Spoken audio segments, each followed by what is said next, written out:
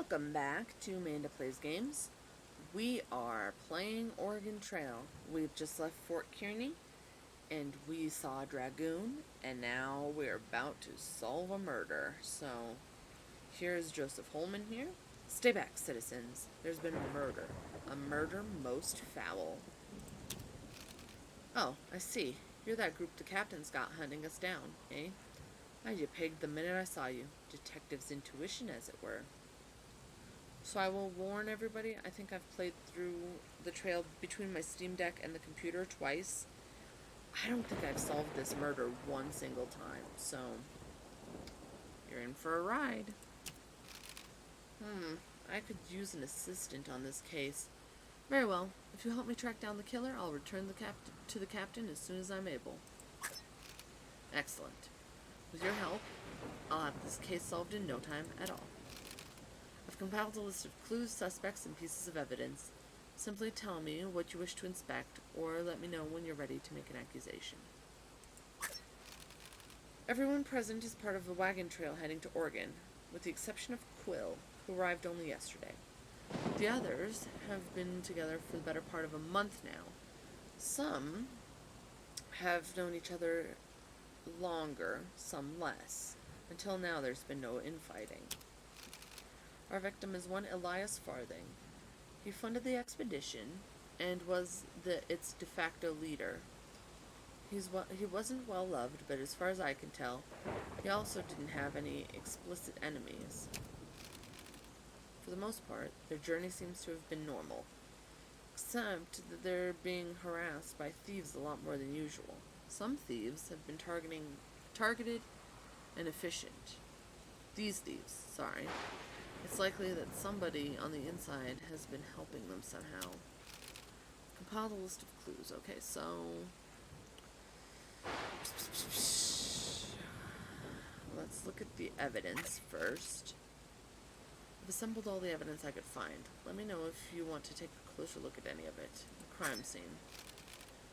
The body of a middle-aged man lays face down in the mud, his fatal wound clearly visible in the center of his back. The body has sunk deeply into the mud, suggesting that it's been lying there for some time. Several boot prints are scattered around in the mud. Only one distinct set stands out, of average size. Okay. The man's clothes are intact, except for some stains from the rain and scattered mud.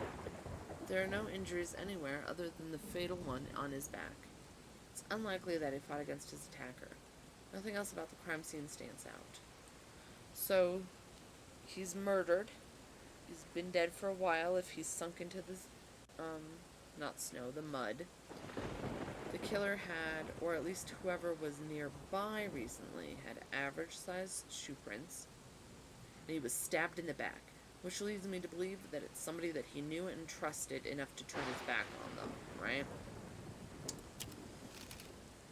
I've estimated the time of death to be about 8:30 last night, caused by a single clean stab wound to the back. I'm thinking I should probably write things down, because I won't remember. Average sized shoes. Possible time of death, about 8:30. Stabbed in the back.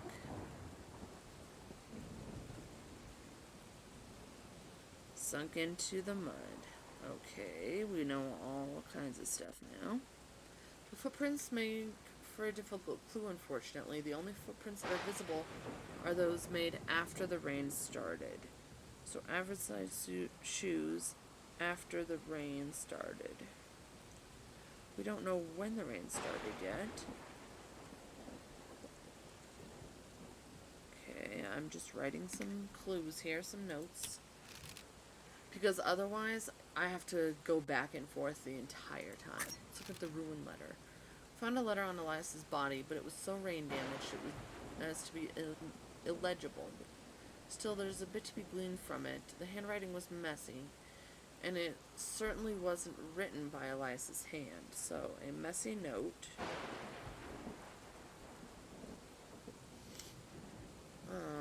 Illegible, which means you cannot read it. not written by victim.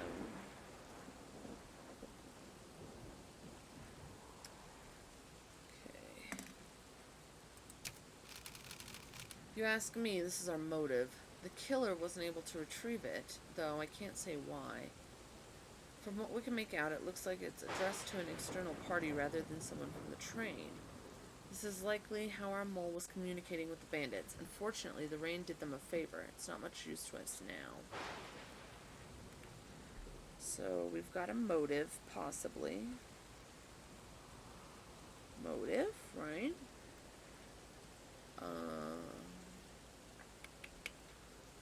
External address.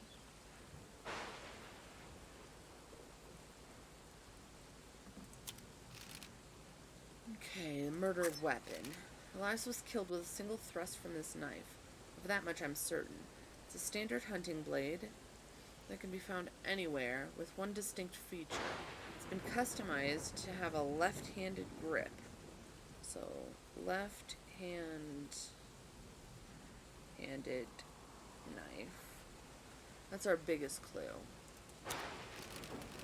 As I said, the knife is otherwise unremarkable. The blade itself isn't warped at all. It's unlikely that Elias fought back. The position of his body also supports this. The untarnished condition of the blade also suggests that it was used efficiently, which means our killer is almost certainly left-handed. Okay. Okay, so now we have a compilation here, a list of evidence. Tear that page off. Let's see. So we have a suspect dossier. Dossier? I'm not really sure. I've taken the liberty of compiling some information on each of our suspects. Each suspect also provided a writing sample so we could compare it to the note we found at the scene. I watched as each wrote their sample so I could see which hand they favor. Just let me know who you'd like to learn more about. Okay. I remember bits and pieces when the last couple times I've played this, but I don't think I was able to fully put the clue-style clues together. And so I haven't successfully done this yet, but we'll see if I remember anything of use. Let's go from top all the way around. Quill Peabody is a reporter, one of those academic types. Certainly not the kind of man I'd pick for as a killer, but you never know. He doesn't seem a bad sort, just timid, I'd say. He reportedly came here to speak with the deceased. I know they conversed briefly before Elias perished, but you're better off asking Quill about the details. Sorry, not much to go on here. He's not a long-term member of the train, which makes him a bit of a mystery. Still don't reckon he's got murder in his blood, though. So he's timid, and I think he's the newest member of the train. Newest member. Okay. Oh, right. As to physical attributes, the man wrote his sample right-handed. Okay. And wears large boots. Large boots. Being a reporter, we have plenty of samples of his handwriting, though not an exact match to those found at the scene. His samples were the closest match of the group. So, close match, handwriting. Okay, we'll see what's going on here. So we got some information. Now Gareth here. Gareth Fairfield was the manservant of the deceased, his butler. So, butler, we'll write butler, if you will. As far as I can tell, the man has been nothing but loyal up till now. But who knows what could have transpired between the two of them. Gareth wrote his sample with his left hand, so he's left-handed. It is of average foot size. Average. Boots. Um, we have samples of his writing from his personal belongings, and none match the letter found in the scene, of course. So, no match. Handwriting.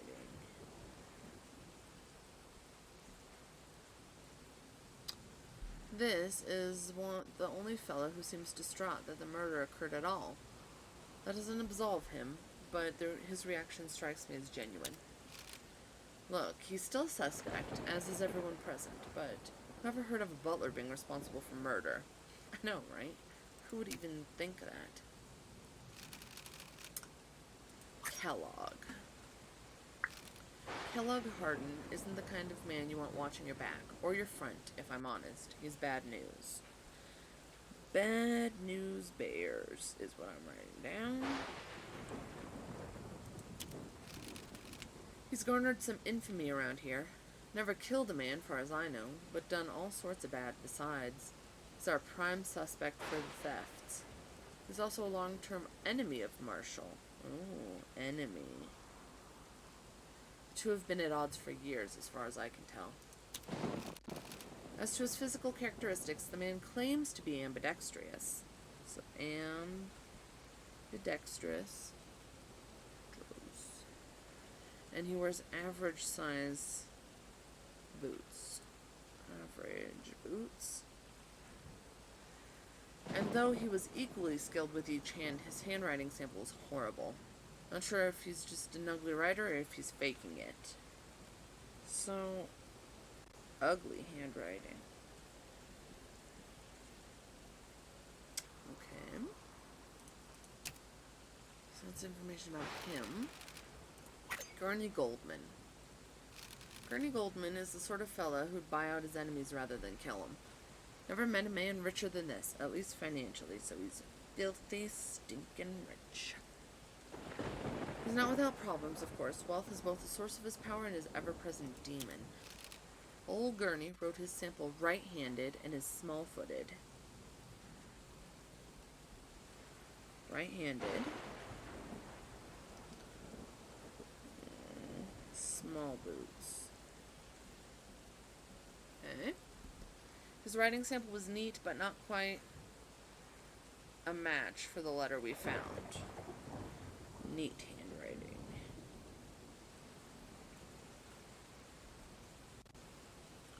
Okay. This isn't the kind of man who gets his hands dirty. If he had to, he's definitely the backstabbing sort. Hard to say how he's involved exactly. Okay, so let's talk about Marshall Brennan. Marshall Brennan. Only really a suspect by circumstance, but we should cover him in fairness to the rest. Marshall wrote his... Oh, well, he didn't say anything about his personality type or anything. Interesting. Marshall wrote his sample right-handed. Right-handed, okay. Oops.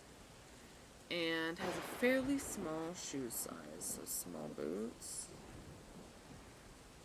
I must say that his handwriting was truly terrible, as bad as Kellogg's, if not worse. So Kellogg, so ugly handwriting, like Kellogg.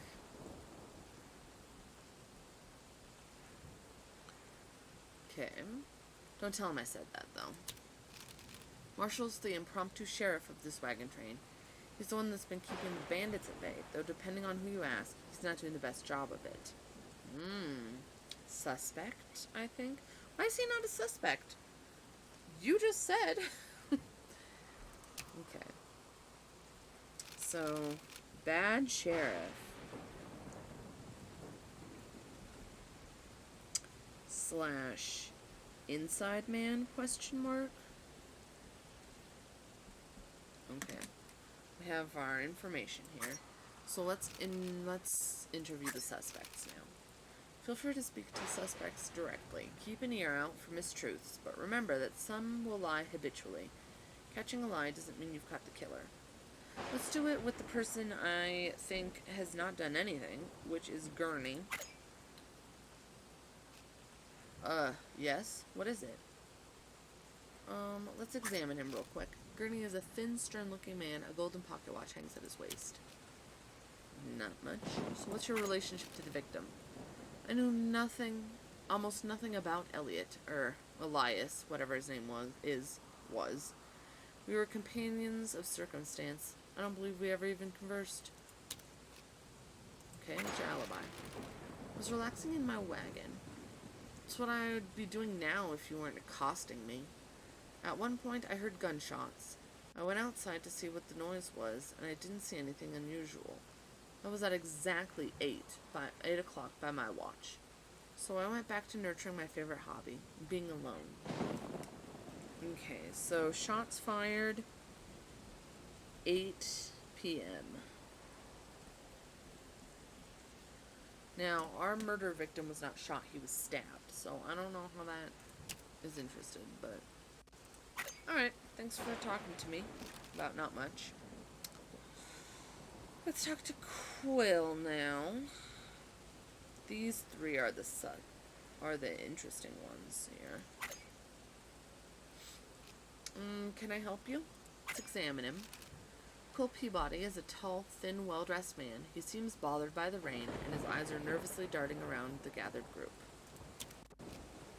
What's your relationship to the victim, sir? I'm a reporter. Elias and I had only properly spoken the once. Yesterday morning, in fact.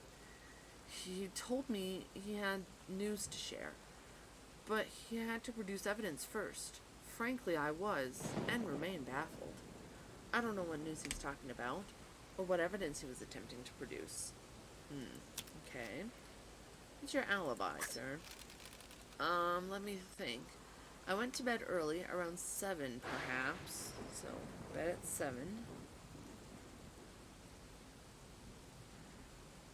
I'd only arrived the morning before, so I was still tired. Certainly not in the mood to be wandering about or conversing with anybody. I couldn't fall asleep for some time. I heard gunshots at one point, but it wasn't until after the rain had started that I managed to fall asleep.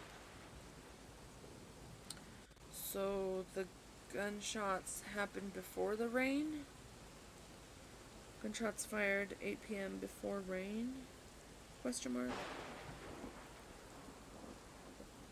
I'm not exactly sure what this sentence means. He heard gunshots at one point, but it wasn't. But then the rain started, and then he fell asleep. So that's how I'm taking that. Okay. Let's talk to the butler. I hope you catch the killer soon. I'll do anything I can to help. Let's look at ya. Gareth is an enormous, imposing man. He looks less like a servant and more like a bodyguard or soldier. He's well dressed and maintains a neat composure in spite of the rain. Okay, what's your relationship to the victim? I worked for the man. I was a valet, chef, attendant, so forth. I resolved matters he hadn't the time nor stomach to solve for himself. What's your alibi? Let's see. I was preparing dinner for us in the wagon when I glanced outside to see Elias talking to somebody. That would have been around 7:30. So at 7:30, he was talking to somebody. 7:30, talking to a mystery man. Mystery, I say man because I don't think they have any ladies in their train. He never came back. As soon as it started raining, I went out to check on him. That would have been about 9, and found him lying in the mud. Okay. Shots fired at 8, then the rain started at 9 p.m. As soon as it started raining. But he was already sunk in the mud. So, I don't know. We'll see. Talk to Kellogg now. What do you want? Excuse me. Kellogg is a vicious-looking man whose hands are never far from his holsters. It's evident that he spent plenty of time outside of civilization and outside the law. A large, fresh bruise adorns the right side of his face. So Kellogg, bruise on right side of the face. Okay. Wondering about the bruise? Well, I've got Marshall to thank for that one. So Marshall smacked him. Marshall. The two of us ain't exactly friends, but hitting me was a first. Not quite sure what I'd done to deserve it. You'll have to ask him. Okay, what's your relationship to the victim? Elias. Saw the fellow around time and again, but I didn't care to know him, and he didn't care to know me.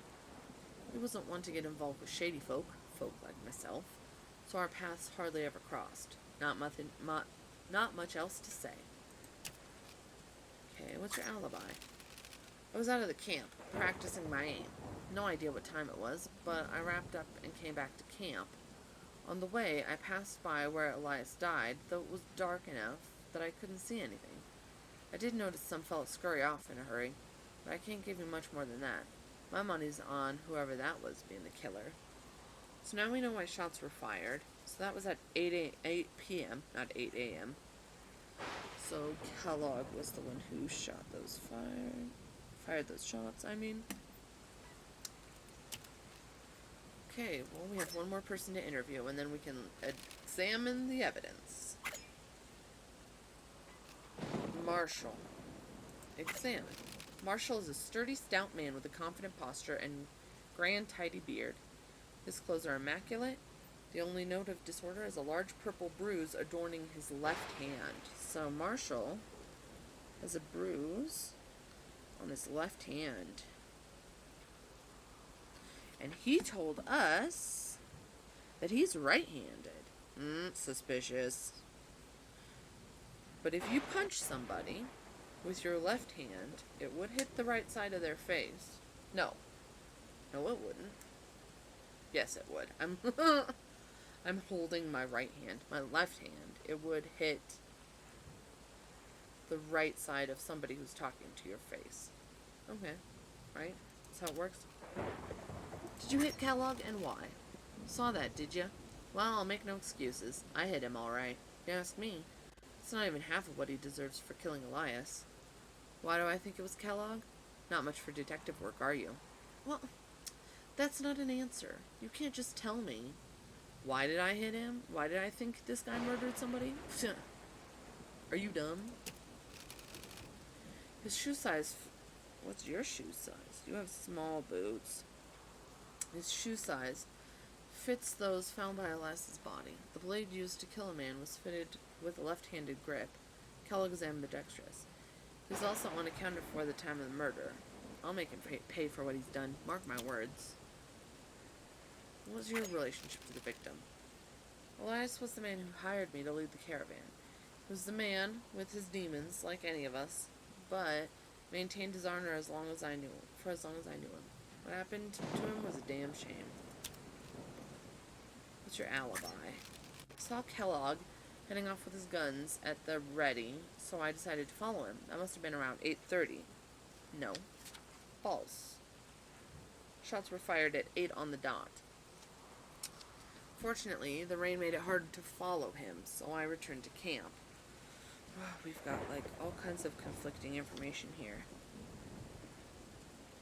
Because, what's-his-face, the butler, said it started raining at 9. It was raining at 8:30.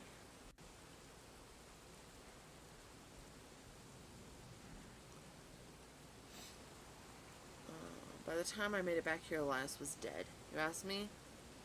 It's no mystery who did the deed. How can I help?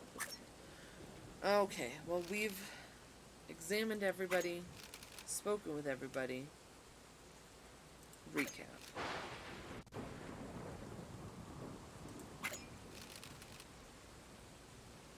Wrote a messy sample right-handed. He has a small shoe size. He saw Kellogg leave the camp at 8:30 and tried to follow, but the rain was too heavy.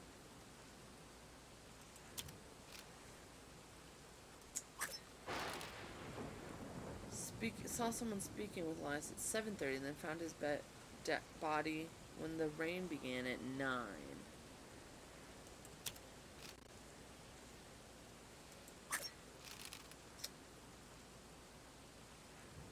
Susan's.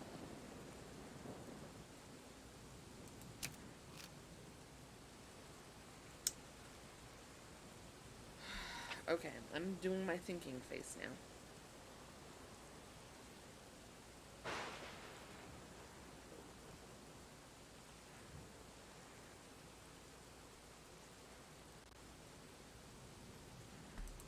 This guy, he didn't do anything. And this guy didn't do anything. Neither of them. Fell asleep around 7 and was awoken by gunshots. So that falls into... And then fell asleep when it started to rain.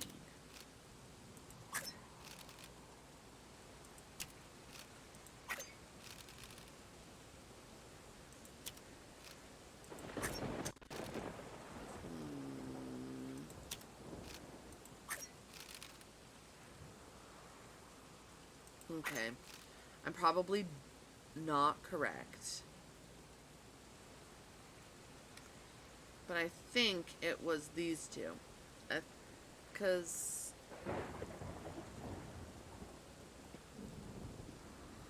Because we know it didn't start raining at 9. It started raining at 8:30. Unless Marshall lied, in which case he's a liar anyway. And we know that he lied about his being... Okay, so we know he lied about being right-handed because he punched Kellogg with his left hand. William Marshall. Well, I suppose he's a suspect, same as others. His writing sample was right-handed, though. As far as we can tell, the killer was left-handed. How do you figure that? He's not right-handed. What do you mean he's not right-handed? I saw him write his sample myself. I mean, so he had a bruise on his left hand, right? Oh, I see. Kellogg's bruise was on the right side of his face, and Marshall's was on his left hand. Therefore, when he hit Kellogg, he swung with his left hand. That's right. Still, this isn't much to go on. For one, Marshall has small feet. No prints of his size were found in the mud at the crime scene. Can you explain that?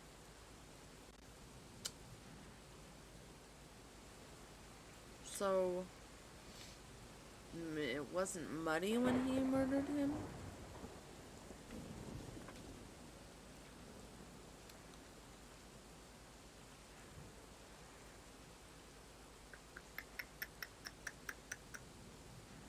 Because he said it started raining at 8:30. But the butler said it started raining at 9. So maybe it just wasn't muddy then. Was it muddy? Why on earth do you think the ground wasn't muddy? Look at it. It wasn't raining then. It wasn't raining at the time Elias was killed. I suppose that could add up. But if it hadn't been rain damaged, why did the killer, Marshall, as you claim, leave the letter? Wasn't the whole point of the murder? He was interrupted. I see, the killer was interrupted when Kellogg returned, and so didn't have time to retrieve the letter. But why? Why would Marshall kill Elias? I think he's the inside man, right? He's the bad sheriff / inside man. Thieves' mastermind? I see. Elias found a letter that Marshall had written to the thieves detailing the wagon train's supplies and guard routes. You claim that Marshall killed Elias to stop him from spreading the word. Is that correct? See if I got it right. This would be the first time. Yes. Pains me to say this, but everything you say adds up. I'll place Marshall under arrest and catch up to the... Yeah, I think I got it right. With the captain when I can. Take this medallion. It might be worth something along the way. Yay! We did it. I am... It only took me half an hour. Let's go. We have to go this way because we have to get that other Dragoon.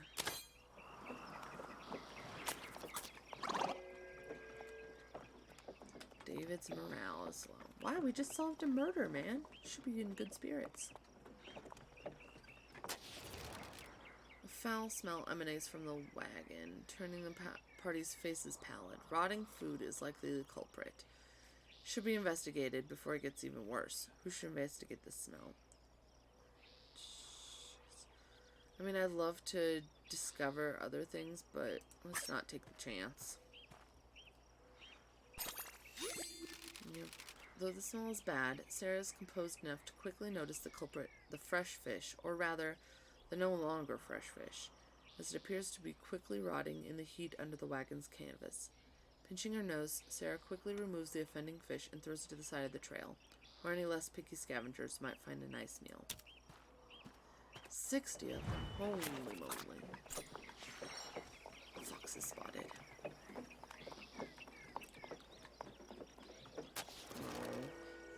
Party approaches a dilapidated, wind-blown wagon. While the long-abandoned wagon looks as if it might collapse at any moment, some parts may be salvageable. Let's try just to get the carpentry things. We can't take anything with us. Our wagon is completely full. But we can try to figure out who's got good carpentry. Bad. Only a single wheel is in acceptable condition for use. It slips free from the wagon and tumbles into the dirt as the wagon shudders softly. Let's take the tongue. We'll have Otto do it. The tongue is pried free from the wagon with an unpleasant scrape. The entire structure shifts as the tongue comes loose. Okay. We'll take the axle. We didn't even get any information about what his is.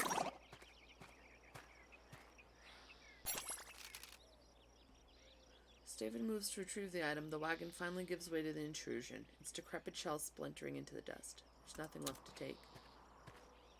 So we only got the initial... We can't carry all this stuff with us. Yeah, we're gonna have to discard some stuff. Oh, well.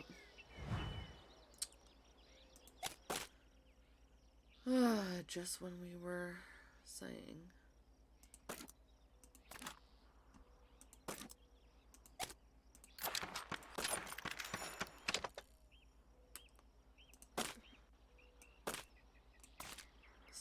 Of these.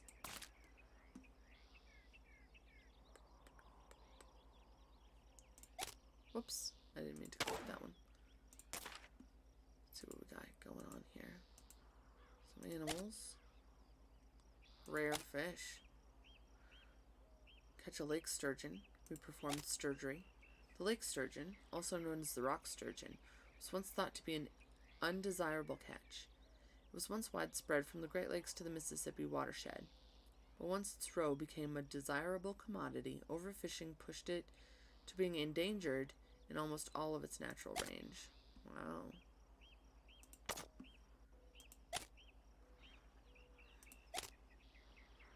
Oh, so here's this one. We met another guy named William Thomas who was a cheater. We solved a murder. We met Ava's father, and we met Mary and her family again. They gave us a harmonica, so that's nice.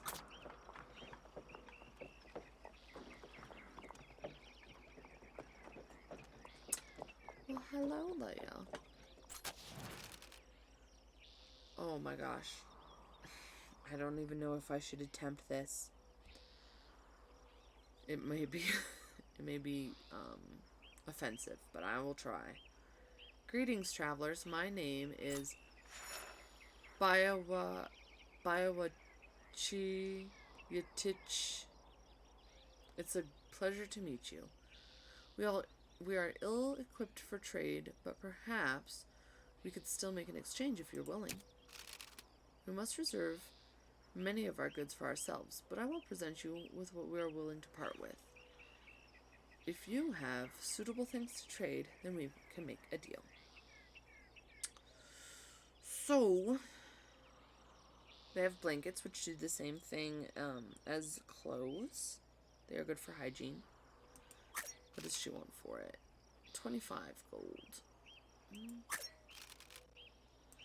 They have 6 pelts. They want 30 gold. Or $30, I mean. I think we'll pass, thank you, though. Ah, no trade today? Nevertheless, it was an enjoyable meeting, travelers. May we meet again. Bye! It was lovely meeting you.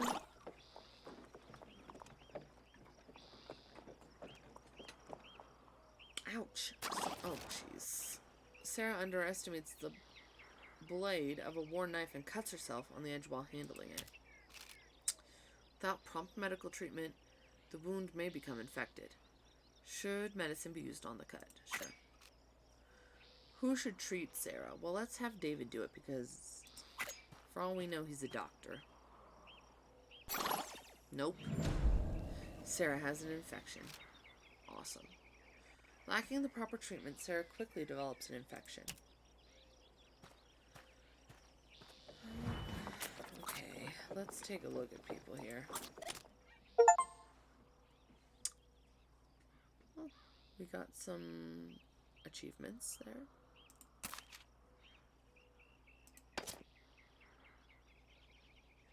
I don't know why it like shows a little exclamation mark when nothing happened. Oh, we did. Okay, we met a group of traveling crow who offered to trade. We didn't take them up on it. No, because we didn't need any of the stuff. Anyway, as I was saying, 11 days for this infection. She's not down horrible health, so we'll just leave it. Look at these stats. Oh, jeez. Not great. Not great. Not great. Well, sorry, Sarah. Coyote. It's time to hunt. Jeez. Guess let's do David. His leg's not broken, so.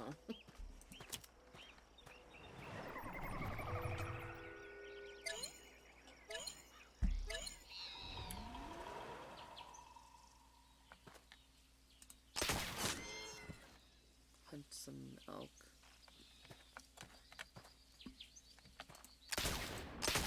Oops.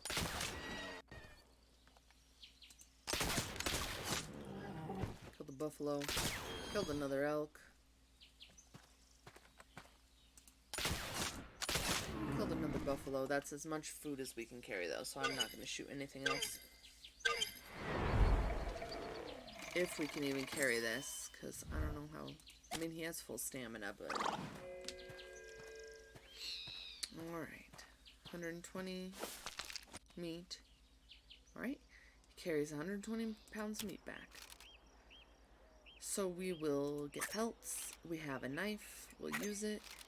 10 pelts. And unfortunately, the war knife breaks in the process. That's fine. We knew it would happen. Let's get the last of the Dragoon sightings. Let's repack a little bit. See what we can do.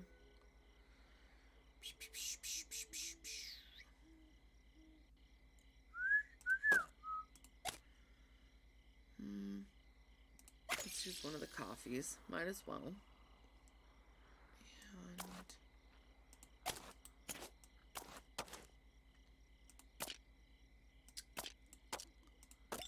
let's use these. It puts hers down. It's down to 10 days, so that's good. Food is more important for the moment. We still have 3 medicines. How's people's hygiene? Oh, not bad at all. Okay.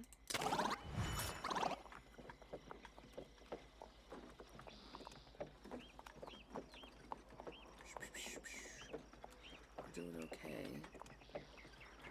It's not great, but nobody's dead. We should turn back. Oh, jeez. Come on, man. Such a Debbie Downer. I have no idea what just happened. I guess everybody's loyalty went up? Loyalty. I guess. Cool. As the sound of a gunshot slowly fades, the party approaches a man on the trail who seems to be nursing his foot. It's clear that he's badly injured. Without medical attention, he may not survive. I don't think any of our people are any kind of medical people. 2, 0, 1. It's best if we just give him some medicine.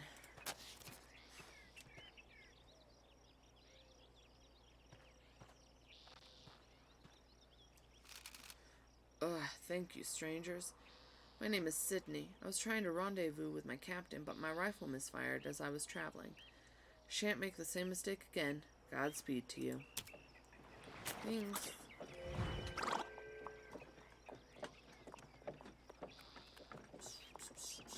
So we're 9 miles out from Courthouse Rock. Yep, I was gonna say it should be less than a day. Ah, jeez.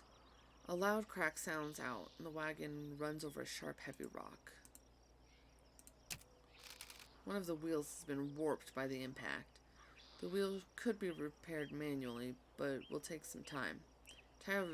Entirely replacing the wheel would be much quicker. Sure, but we don't have a wagon wheel, so...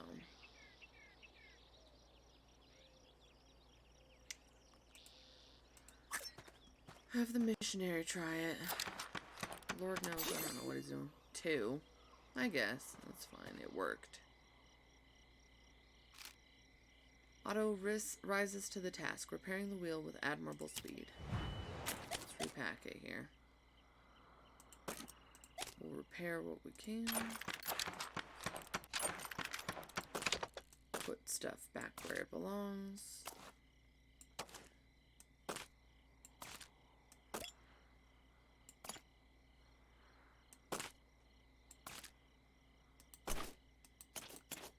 Okay, close. It's fine. Nope.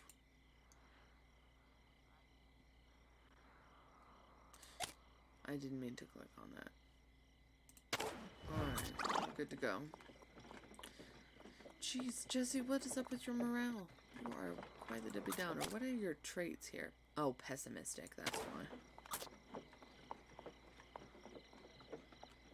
Alright. Let's see if we can make it to Castle Rock.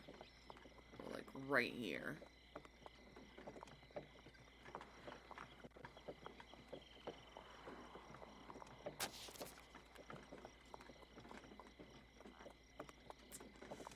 Alright. We have arrived.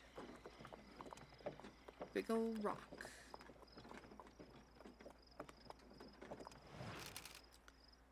Are those the ancient stones of a ruined castle jutting from the earth? No. Oh, it's not Castle Rock, it's Courthouse Rock. They are courthouse and jail rocks. Noted landmarks of decidedly natural origin. Cool. Alright. Anybody we need to know? No. So, we will rest here.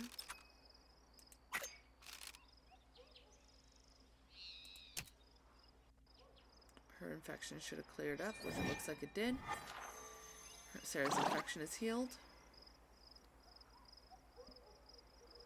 David's stamina is up, but his morale is down. And this is where we're going to end the episode. So we'll kind of do some trading, some talking if we want to, in the next episode.